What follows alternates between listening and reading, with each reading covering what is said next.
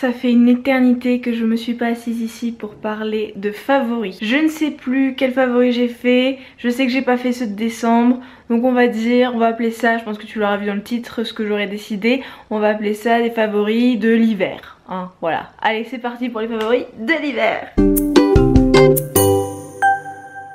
Je voulais que ça touche à plein de catégories différentes, ne pas parler que de bouffe par exemple. Et je sais pas si tu te souviens, je crois que mes derniers favoris c'était en octobre, j'avais décidé qu'à chaque début de favori j'allais te parler d'un point d'acupuncture. Donc pour cette vidéo j'ai décidé de te parler du point qui s'appelle le 2 vessie. Ça n'a rien à voir avec la vessie, il se situe juste ici. En fait, en médecine chinoise, le méridien de la vessie commence dans le coin de l'œil juste là et finit au niveau des orteils. Donc le 2 vessie est le deuxième point qui se trouve sur le méridien de la vessie et il se trouve en fait juste ici à la base de tes sourcils, encore un peu dans le creux de l'œil, tu vois, pas au coin mais dans ce creux là, je sais pas comment on appelle ça, ce serait peut-être bien que j'apprenne pour mon examen d'acupuncture qui est cet été. Donc c'est dans ce creux là à la base des sourcils et c'est un point miraculeux pour les maux de tête. En fait je t'en ai déjà parlé dans ma vidéo sur le mal de tête mais elle a été très peu vue, elle est passée à travers les mailles, donc je te la mets juste ici au cas où tu voudrais la voir. C'est plein de conseils pour soigner le mal de tête parce que je suis extrêmement sujette au mal de tête tous les jours en fait depuis des années. Quand on a mal à la tête on est préoccupé, on a plein la tête, en gros on se prend la tête et ben on est comme ça. C'est parce qu'en fait on va automatiquement aller activer ces points là. C'est des points qui ne nécessitent pas d'être piqués forcément, il suffit de faire une pression avec les doigts en fait. L'idéal c'est d'être accoudé à quelque chose pour avoir une espèce un soutien en fait quand c'est toi-même qui te le fais. L'idéal c'est d'inspirer et quand t'expires t'appuies dessus. Voilà. Si tu sens un peu que des larmes montent, c'est que ça marche très bien. C'est une douleur très étonnante, tu vas voir. Ça soulage énormément en fait. Sur le moment t'es aïe aïe aïe aïe aïe et en fait quand tu réinspires et que tu lâches la pression des pouces, ça soulage incroyablement. Et moi ça m'ouvre la vue presque, c'est vraiment genre waouh, je redécouvre ce que c'est que ne pas avoir mal à la tête. Donc c'est vraiment un point extrêmement pratique si tu es en examen, si t'as mal à la tête comme ça, si t'es trop devant ton ordinateur et t'as mal aux yeux, enfin voilà, c'est vraiment le point du 2 vessie, juste là. Vraiment très pratique, je te le conseille et très facile à masser. Juste à l'expire, tu appuies, à l'inspire, tu arrêtes et tu fais ça une série de fois jusqu'à ce que ça passe. Et tu peux même te déplacer sur les sourcils comme ça pour faire toute l'arcade sourcilière comme ça, c'est aussi très agréable. Voilà, donc ça c'est pour l'acupuncture. La première chose dont je veux te parler, c'est la révolution dans ma vie. C'est le réveil de luminothérapie. C'est un réveil de la marque Philips, tous les liens seront dans la barre d'infos donc tu pourras aller le voir. J'ai eu ça pour mon anniversaire parce que c'est assez cher quand même pour un réveil. C'est un réveil qui fait un simulateur de crépuscule et un simulateur d'aube. J'ai peur du noir. Encore aujourd'hui, ça va beaucoup mieux bien évidemment que quand j'étais petite, mais c'est une peur récurrente et ça faisait que j'avais du mal à éteindre la lumière en fait. Depuis que je suis toute petite, j'ai l'habitude de m'endormir sur mon livre. Donc je n'éteignais jamais la lumière en fait, je lisais mon livre, je m'écroulais sur mon livre, mes parents m'enlevaient le livre et m'éteignaient la lumière. Donc moi j'ai jamais eu le réflexe d'éteindre la lumière. Et en fait je fais encore ça, je m'écroule encore sur mon livre. Sauf que bien évidemment ça marche pas tout à fait parce que j'ai pas des parents pour m'éteindre la lumière et m'enlever mon livre de sous la tête. Donc je m'endormais comme ça et ça va pas du tout. Et il y avait une solution, c'était une lumière qui s'éteindrait automatiquement. Et j'ai trouvé ça, et en plus de ça, le fait d'avoir beaucoup de mal à me réveiller quand il fait nuit noire, donc me réveiller à 7h30 en plein hiver, bah c'est compliqué parce qu'il fait nuit noire. Tout ça m'a fait me tourner vers ce réveil lumière qui est juste ouf, c'est-à-dire qu'il te fait une simulation de crépuscule de la durée que tu veux, entre 15 et 60 minutes, et il te fait un simulateur d'aube de 20 minutes, et en fait ça va te réveiller extrêmement progressivement. En fait il a 20 niveaux de lumière, et il te fait un truc croissant ou décroissant en fonction de si tu fais l'aube ou le crépuscule. Donc moi généralement je mets les deux, donc mon réveil je le mets avec la lumière et avec le son. Si je le mets à 7h30 il va commencer à 7h10 à s'allumer tout doucement et ensuite il va y avoir un son extrêmement agréable. Je sais que ma meilleure amie a acheté un réveil de luminothérapie un peu moins cher et que les sons sont très désagréables. Moi j'ai des sons qui sont plus cool et qui me réveillent de manière assez agréable. Des sons un peu de nature, tu vois, des oiseaux dans la forêt, des vagues et tout ça, c'est plutôt chouette comme réveil. Et ensuite le crépuscule, je le mets généralement à 60 minutes, comme ça je peux lire avec la première lumière et au bout d'un moment ça devient trop sombre pour que je lise, donc je ferme mon livre et comme ça je m'endors sans avoir le livre sous le nez comme quand j'étais petite. Ce pull. Alors ce pull, bon là il est froissé parce qu'en soi je devais aller le mettre au sale, mais je me suis dit qu'il fallait absolument que je t'en parle. Je sais pas si tu vois la couleur, c'est un espèce de bleu, bah oui. C'est un espèce de rose très pâle, pas saumon du tout mais peut-être un peu pastel, et c'est donc de la marque Hollister que je ne connaissais pas en fait. C'est un pull homme, c'est taille S. Et il est un peu trop grand pour moi, mais j'aime beaucoup parce qu'il tombe bien sur mon jean qui a la fermeture éclair cassée. Donc je le mets avec la fermeture éclair cassée, comme ça se voit pas parce que ça tombe sur la fermeture éclair. Voilà, bienvenue dans ma vie. Enfin bon, il est vraiment, voilà, tu le vois, il est super bien taillé. J'adore les manches comme ça un peu plus serrées. Donc c'est un pull homme, ça aussi c'est un pull homme. Pour les pulls, je trouve ça assez hallucinant la variété de pulls qu'il y a au rayon homme. Donc je me sers là-bas sans aucun souci. Bon ça c'est un cadeau hein, mais voilà. Et la douceur de ce pull est...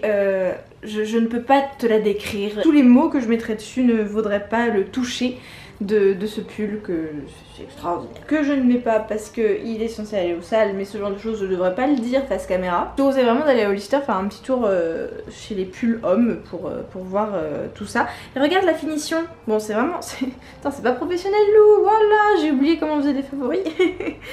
regarde le bout là du pull, c'est trop bien.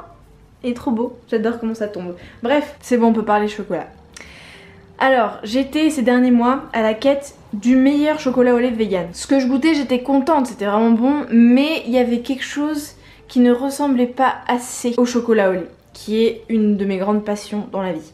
Et là, c'est bon, je l'ai trouvé. Je l'ai trouvé. Après peut-être 5, 6, 7 tablettes de chocolat différentes, j'ai trouvé le meilleur chocolat. Peut-être que je vais dire ça dans 2 mois parce que j'en aurais trouvé un encore meilleur, mais vraiment, je pense que ce serait difficile de concurrencer celui-ci. Donc c'est le chocolat artisan du monde, ça c'est la marque. Il s'appelle chocolat vegan croquant amande. Donc il y a des amandes à l'intérieur. Ah c'est dur. Il est délicieux, vraiment. Il y a 34 grammes de sucre pour 100 grammes, donc c'est beaucoup, mais pour du chocolat au lait c'est pas non plus énorme. Je sais pas quoi te dire de plus à part qu'il est vraiment délicieux, et si tu es sur la route du véganisme comme moi, ça peut être un super compagnon franchement. Ensuite, alors ça va peut-être être super chelou que je parle de ça. Genre vraiment, est-ce que t'as déjà entendu parler dans des favoris de produits à lentilles? Je ne pense pas, voilà pourquoi cette chaîne est unique. Tu devrais t'abonner, activer les notifications et mettre un pouce. Ce produit à lentilles est un produit qui s'appelle Regard. Je ne le savais pas, mais dans les produits à lentilles de base, il y a des conservateurs. En gros, on évite les agents conservateurs dans notre nourriture, donc ce serait bien de les éviter aussi quand tu les mets dans tes yeux, tu vois. En fait, je suis arrivée chez mon opticien de d'habitude pour demander mon produit de lentilles de d'habitude et il en avait plus, et il m'a dit je peux vous le commander, mais je peux aussi vous proposer celui-ci qui est au même prix et qui est sans conservateur. Et je lui dis bon bah ok ça marche, je me suis dit bon sans conservateur, peut-être que du coup il va moins bien marcher et tout, et bah au contraire il marche mieux. Je peux garder mes lentilles plus longtemps sans avoir les yeux qui s'assèchent, ça humidifie vachement bien je trouve. Je conseille, je sais que c'est bizarre, si tu portes pas de lentilles tu comprends pas du tout pourquoi je parle de ça, en soi tous les produits de lentilles devraient être pareils, et bah franchement non. Ça a été vraiment un sacré chemin pour moi pour trouver déjà les bonnes lentilles qui me vont bien, que je peux porter plus de 10 heures, et après de trouver le bon produit à lentilles, et je suis vraiment très contente d'être tombée sur celui-ci. Si tu t'interroges sur comment améliorer ton confort pour tes lentilles, je te conseille vraiment ce produit à lentilles là, donc le produit de la marque Regard. Je le valide, je peux garder mes lentilles parfois 14-15 heures sans aucun souci, sans que ça me fasse mal. Ensuite je veux te parler d'un podcast et d'une série. On va commencer par le podcast. C'est un podcast en anglais, donc si tu ne parles pas anglais je suis désolée. Il s'appelle The School of Greatness par Lewis Howes. Lewis Howes est un ancien athlète de haut niveau, footballeur, et qui en fait s'est blessé après une grande période de dépression, a complètement changé sa vie et est devenu entrepreneur et coach de vie, etc. Et il a lancé depuis 5 ans un podcast qui est écouté par des millions de personnes, notamment aux États-Unis évidemment. C'est un podcast, au début j'étais un peu sceptique parce que bon voilà, ça parlait de comment se dépasser, comment gagner des millions, voilà, donc c'était un peu... J'étais un peu dubitative, et en fait j'ai commencé à l'écouter parce que pratiquement toutes les semaines il interviewe des gens et j'ai été bluffée. Donc il a interviewé déjà 2 personnes que j'admire, c'est comme ça que j'ai connu le podcast. Il a interviewé Justin Baldoni et Lilly Singh. Donc Lilly Singh c'est celle qui fait Superwoman. J'ai écouté ces 2 podcasts et j'ai trouvé que le mec était super, qui posait des vraiment très bonnes questions, vraiment très profondes. Enfin voilà, c'était vraiment, ça allait chercher loin quoi, et donc moi ça m'a plu. Donc ensuite j'ai découvert d'autres personnes grâce à lui, j'ai découvert Emilia Sky, j'ai aussi découvert la vie de d'autres gens, notamment l'interview pendant 1 heure de Djokovic. J'ai pleuré pendant cette interview parce que c'était hallucinant tout ce qu'il racontait sur la guerre en Serbie quand il y était et tout. Enfin, j'étais très émue par tout ce que Djokovic a raconté. Et en fait, c'est vraiment un podcast où les invités parlent de tout. Tu en ressors toujours motivé. Et il y a aussi 2 choses qui moi me font beaucoup de bien dans l'idée d'écouter des podcasts américains et vraiment dans l'esprit de l'Amérique, tu vois, The School of Greatness. Genre c'est progressiste et c'est clairement pas trumpiste, pas du tout, mais c'est quand même dans l'idée que tu dois te dépasser, etc. Et moi ça me fait du bien parce que du coup ça me motive, je me sens soutenue, je me mets à croire en mes rêves d'être vue par des centaines de milliers de personnes sur cette chaîne. Et aussi quelque chose dont je voulais parler que me permet de faire ce podcast, c'est que je trouve qu'il y a 2 tabous en France très importants. C'est les motos qui passent, c'est la religion et l'argent. Tu peux pas parler religion, tu peux pas parler de Dieu. C'est complètement tabou en France, à partir du moment où tu parles de Dieu, tu passes pour une allumée. Alors que aux États-Unis c'est normal. Peu importe ta religion, que tu parles de Dieu, c'est totalement accepté. Donc j'ai écouté des interviews de musulmanes, une poète musulmane, je me souviens plus de son nom, qui est vraiment super. Une hindouiste, voilà, j'ai entendu beaucoup de gens parler de leur religion dans ce podcast, et ça me permet aussi d'entendre parler d'argent, qui est quelque chose dont je n'entends pas parler en France. Enfin, en France c'est quand même considéré comme voyeuriste et exhibitionniste de demander ou de dire ce que tu gagnes. Genre, si tu demandes à quelqu'un ce qu'il gagne, c'est ultra mal vu, mal pris. Et si toi-même tu dis ce que tu gagnes, c'est trop mal vu et mal pris. Et je comprends juste pas pourquoi. Genre, c'est la vérité, c'est grâce à cet argent-là que tu vis, c'est grâce à cet argent-là que t'as un certain niveau de vie. Je comprends pas pourquoi il faudrait que ce soit tu en fait. Pour moi, l'argent qu'on gagne permet de mieux comprendre comment la personne vit. Je vois pas pourquoi ça devrait être autant caché en France, bref.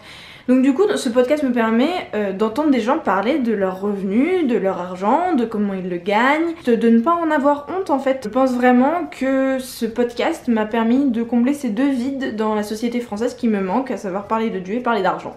Qui sont, c'est vrai, 2 grands piliers des États-Unis, donc moi j'aime bien, j'apprécie et voilà.